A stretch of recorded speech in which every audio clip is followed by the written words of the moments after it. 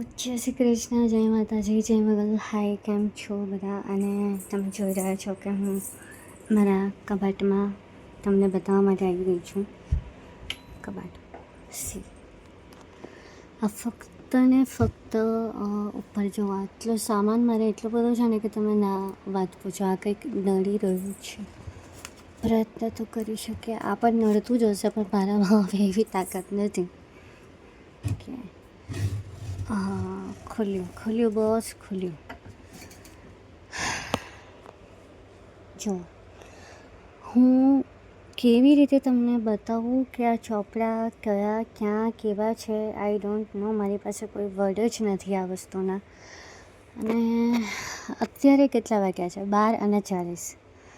Because રાત્રે જેટલી શાંતિ મળે એટલી દિવસે બ્લોગમાં નથી મળી શકતી. દિવસે ફૂડ્સ ને એ બધું હોય. સો ગીતા એ મારી પહેલી જ મૂકેલી હોય. ગીતા મારા માટે જીવ સમાન છે. ગીતા મને હંમેશા સામે જોઈએ જ. એમાં કોઈ જ મતભેદ નથી. બીજું, આ ગીતાના હું એપિસોડ પણ લાવતી હતી, પણ વચ્ચે મને થોડી પ્રોબ્લેમ થઈ ગઈ મારી ચેનલમાં, એટલે એને સ્ટોપ કરીને હવે નવી ગલ્લી નવો દાવ તમને હું બતાવું. આ જે છે ચોપડાઓ.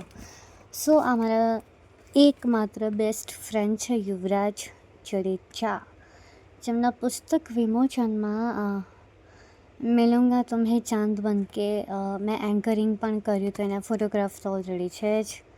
સી આ છે યુવરાજ જડેજા. ખૂબ સરસ ડાયરેક્ટર છે, પ્રોડ્યુસર છે, રાઇટર તો છે જ. સી ગુજરાતી સાહિત્ય.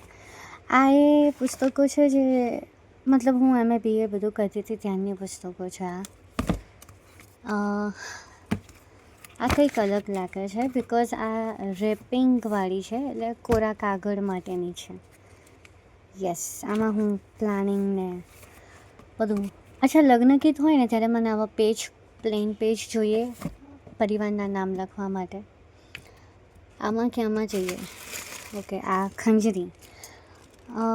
સ્પેશિયલી મેં નવરાત્રિ જે હમણાં મારી લાસ્ટ ટાઈમ પેટલાદમાં ગઈ હતી ત્યારે મેં ખંજરી લીધી હતી. આ હું એમાં મૂકું છું. આ ખાનામાં શું છે એ પણ બતાવીશ, પણ હમણાં મૂકી દઈએ તો વધારે સારું પડે.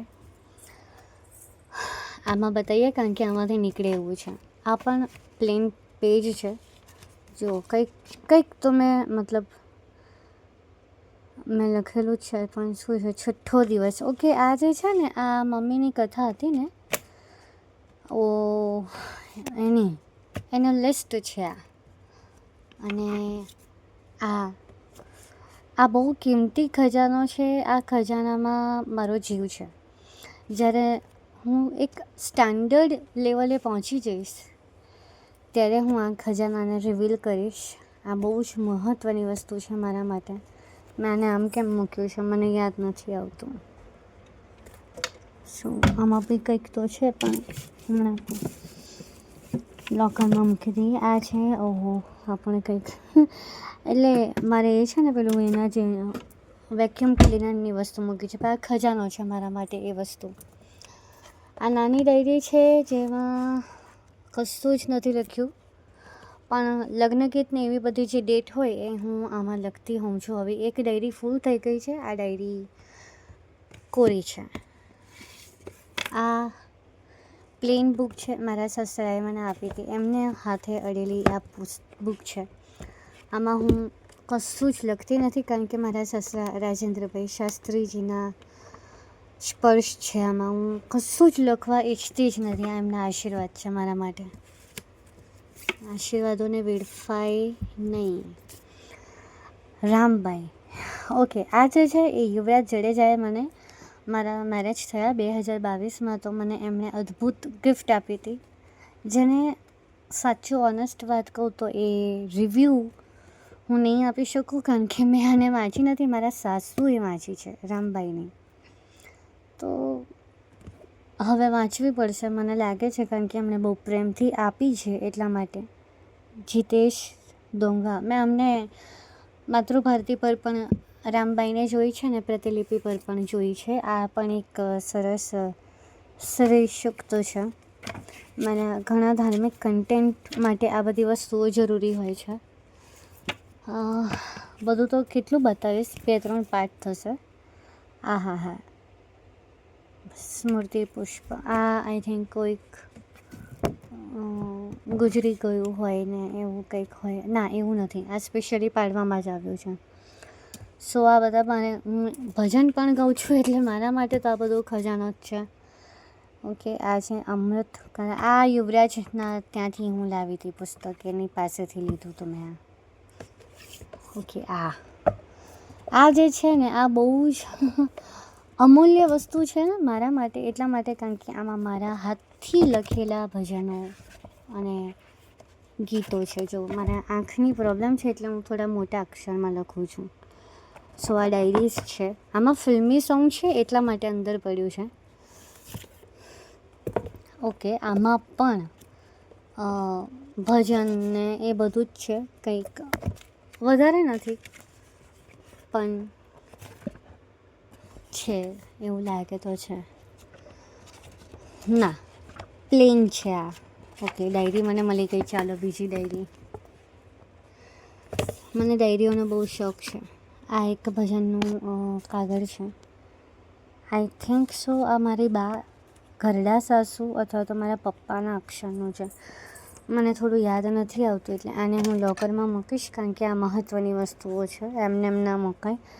આ અસ્તવ્યસ્ત કેમ થયું? બિકોઝ નવરાત્રિ અને કથા એકસાથે હતી એટલા માટે આ અસ્તવ્યસ્ત થઈ ચૂક્યું છે. 2019 છે અને આ ડાયરી પણ મારા સસરાએ આપી છે મને બહુ પ્રેમથી કે બેટા તું લખજે, આમાં કશું જ લખ્યું નથી. અને આ ડાયરી પણ ઓકે, આ ડાયરી પણ મારા સસરાએ જ આપી છે.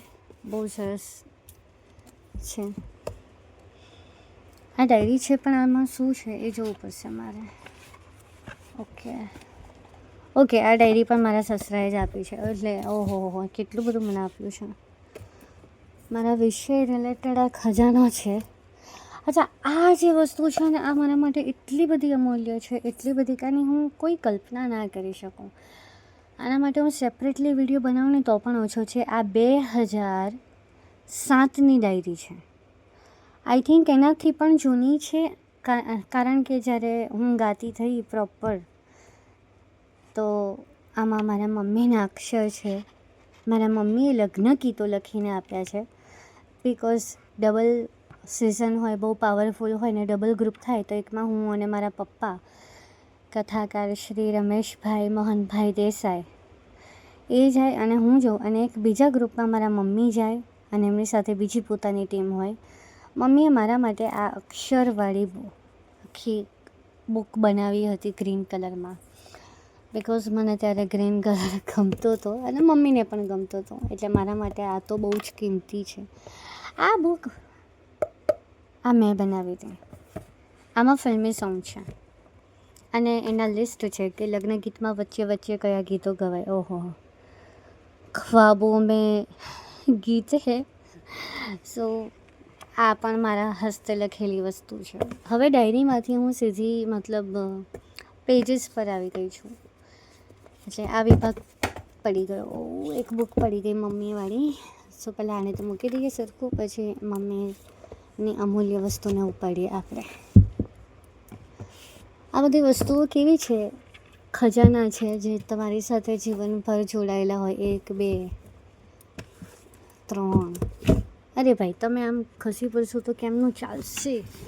અરે રે. સો આ ભાઈને એવું જ રહેવું છે. એવું કહે છે કે ના ભાઈ મને પહેલાં કેમ ના બતાવ્યો તમને બધાને. સો એક આ છે શ્રી કૃષ્ણ કીર્તન. આમાં કૃષ્ણના બધા બહુ જ સુંદર સુંદર ભજનો છે. આ સાથે માધવ મસ્તી ભજનાવલી. આ મારી ઘરડા સાસુ કહેવાય ને, મારા સસરા શ્રી રાજુભાઈ, એમના આદરણીય માતાજી ઇન્દુબાના પુસ્તકો છે. આજે મને પપ્પાએ આપવાનો અધિકાર આપ્યો કે એમણે મને આપ્યા છે અને મેં ઘણા બધા ભજનો એમાંથી ગાયા છે. કાજલ ઓઝા વૈદ્યની આ 2015માં મેં લીધેલી વાર્તા છે. હવે સાચું કહું મને યાદ નથી, પણ મને એટલો જ સમય યાદ છે કે હું કોલેજમાં ભણતી હતી અને આ મેં નવલકથા વાંચી છે. સો આ કાજલ ઓઝા વૈદ્યજીની સર્વોત્તમ. અચ્છા, આ એક એવી પુસ્તક છે જેમાં હું 12મામાં હતી અને મમ્મી લાવ્યા હતા. આઝાદીની કથાઓ. હું સાચું કહું, ધનંજય શાહ આમનું નામ સાંભળ્યું છે, બટ મેં હજુ આને નથી વાંચી. બિલકુલ હું સત્ય વાત કહીશ, મેં આને નથી વાંચી, એટલે મારે વાંચવી પડશે. મને ખૂબ ગમે છે વાંચવું. આ 2011માં જ્યારે હું 11માં હતી અને ડાકોર અમે લોકો જઈ રહ્યા હતા એક કામથી, તો સુરતના બસ સ્ટેન્ડ રેલવે સ્ટેશનમાંથી મેં આ પુસ્તક લીધી હતી. મને આ પુસ્તક એટલી બધી પ્રિય છે કે તમે મારું જે કરિયાવર છે ને એમાં ફક્ત સોના ચાંદી નથી, મારા કરિયાવરમાં પુસ્તકો એટલા બધા છે કે જેટલા સોના ચાંદી નથી. મારા મમ્મીએ મને જ્ઞાન એટલું આપ્યું છે. દરેક દીકરીને મા બાપ જ્ઞાન આપે તો ક્યારેય એકલી ના પડે. આ પણ એવી જ રીતે છે. પરબ, બહુ બધી મારી પાસે પુસ્તકોનો તો એટલો બધો ઓહો. આ છે સંગીત પ્રવેશિકા. આ એક મતલબ હું જ્યારે સંગીત ભણતી હતી ત્યારની જે પુસ્તક. લાલ કિતાબ, બિકોઝ મારું કામ છે લાલ કિતાબ સાથેનું, એટલે આ એક મારી પાસે છે, વાંચું છું, મારું કામ છે એટલા માટે. આ છે ઇપ્સિતાયન, પ્રોનાઉન્સિએશન બરાબર કરું છું કે નહીં ખબર નહીં, ભારતી રાણે. વાંચી છે મેં આને, અને ઇજિપ્ત બહુ જ અદ્ભુત એમણે આલેખન કર્યું છે. ફોટોગ્રાફ બધા ભલે બ્લેક એન્ડ વ્હાઇટમાં છે પણ અદ્ભુત. ઓકે, કલરિંગ આવ્યા હો, સોરી માફ કરજો. બહુ યંગ હતી ત્યારે મેં આને વાંચી હતી, કોલેજમાં હતી ત્યારે. SY BA વખતે મેં આને વાંચી હતી, એટલે હવે મને યાદ નથી, પણ મેં આને આખી વાંચી છે. એક આ છે 7 રંગના સરનામે. આને કોણ ના જાણે, આને બધા જ જાણે, બિકોઝ રમેશ પારેખજીના કાવ્યો, યાર શું બોલવું, એમના માટે અદ્ભુત વસ્તુ છે આ. મેં આને પણ સંપૂર્ણપણે વાંચી છે સાહેબ. તમે યાર ઓકે થઈ ગયું. આ છે વાર્તા સૃષ્ટિ અને લેખક પ્રગજીભાઈ ભાંભે. આ વાંચી છે કે નથી વાંચી મને હમણાં યાદ નથી. શું છે? સુંદર સંવાદો. મહાનુભાવોના જે સંવાદો હોય એ આ બધા સંવાદો છે, આને મેં સંપૂર્ણ વાંચી છે. આ પુસ્તક છે આરામ ખુરશી, યસ, અજય ઓઝા. મેં આને પણ વાંચી છે. જો તમને લોકોને વાંચવી હોય તો મને કહેજો. અશ્વિની ભટ્ટ, લજ્જા સંન્યાલ. આ અશ્વિની ભટ્ટજી છે કે નહીં ખબર નહીં, પણ એમની પણ આ મેં વાંચી જ છે, મને ખૂબ ગમી છે. બાકીની હું પુસ્તકો તમને આવતીકાલે બતાવીશ, કે હવે બહુ મોડું થઈ ગયું છે ને. આ વ્રત કથાઓ, આને મેં અડધી વાંચી છે, સોરી અડધી વાંચી છે મેં, સંપૂર્ણ નથી વાંચી. સો અત્યારે તો આ એક વિભાગ જ ખાલી થાય એવી સ્થિતિ છે. બાકી આ બહુ જ લોંગ બ્લોગ થઈ જાય, 1 કલાકનો બ્લોગ પણ ઓછો પડે, કારણ કે દરેક બુક સાથે મારી યાદો છે, મારું જીવનનું ઘડતર છે. આ પુસ્તક જે છે મારા હાથમાં અત્યારે, આને બી હું તમને બતાવીશ શું સ્ટોરી છે. મેં 2009થી મેં જેટલી દેશભક્તિ ગીતની સ્પર્ધાઓમાં કોલેજ દરમિયાન ભાગ લીધા છે, મેં આમાંથી જ બધા ગીતો ગાયા છે અને ફર્સ્ટ પ્રાઇઝ જ લાવી છું. એટલે દરેક સ્ટોરી સાથે ક્યાંક ને ક્યાંક મારું હૃદય બહુ જ જોડાયેલું છે, દરેક બુક સાથે મારું હૃદય જોડાયેલું છે. સો ગીતા તો આમની આમ જ હું રાખું છું અને અડતી નથી, કારણ કે એ મને હંમેશા સામે જ જોઈએ છે અને સામે જ રહેશે પણ. મારા જીવનમાં. સો આ છે મારો કબાટ. પહેલાં તો આટલો જ ભાગ આપણે હજુ એમાં પણ આ 2 ભાગ જ થયા, એ પણ અડધા થયા, આ તો બાકી જ છે. સો તમને આ વ્લોગ કેવું લાગ્યું પ્લીઝ મને જણાવજો. મારા જીવન સાથે જોડાજો. તમારો સપોર્ટ મારા જીવનને ઓર વધુ સારું બનાવી શકે. જય શ્રી કૃષ્ણ.